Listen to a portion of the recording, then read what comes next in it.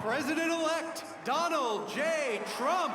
Public health experts worry about what President-elect Donald Trump's second term may bring. We know that many of the people that have been speaking are people that have been known to give bad information, misinformation, and in some cases, disinformation around health. During his campaign, President-elect Donald Trump pledged to take on the rise in chronic illnesses. Much of what we've heard has been from Trump ally Robert F. Kennedy Jr.'s Make America Healthy Again.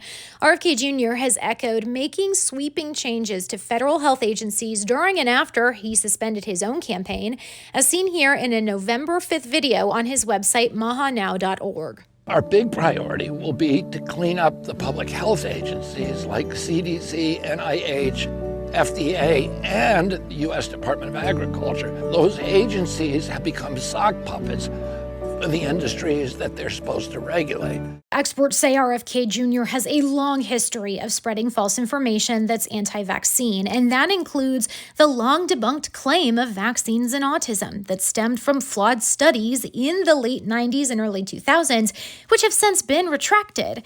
RFK Jr. saying this in an exclusive interview on MSNBC Wednesday. If vaccines are working for somebody, I'm not going to take them away.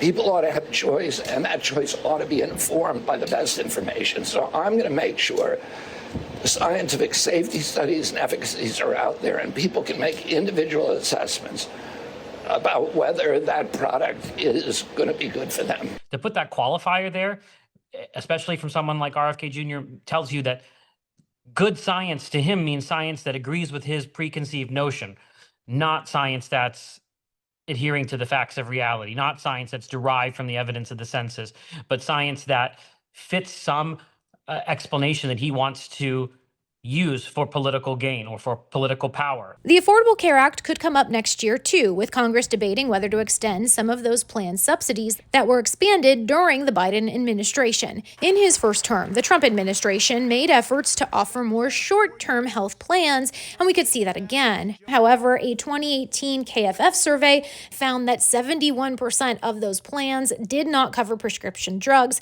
and none of the plans covered maternity care. RFK Jr. has also said to expect a pullback on fluoride added to public drinking water.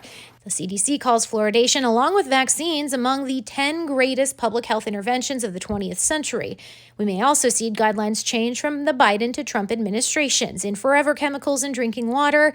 When it comes to the many potential changes, public health advocates are preparing for what's to come. When they're doing things that are we think are in the public's health, we'll be with them. But when they're doing things that are not in the public's health, you can be darn sure we're going to advocate against them.